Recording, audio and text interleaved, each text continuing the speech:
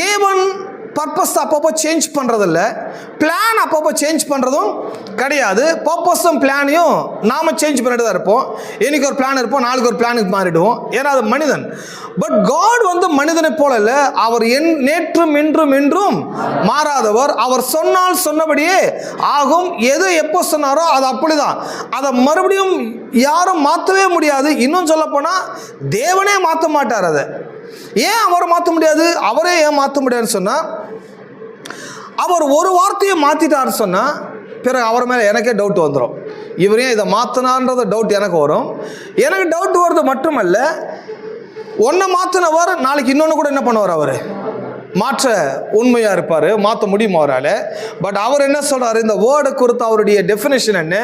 வானமும் பூமியும் ஒளிந்து போனாலும் அப்படின்னா இதெல்லாம் எவ்வளோ ஸ்ட்ராங்காக இருக்குதோ, இதுவே ஒழிஞ்சு போனாலும்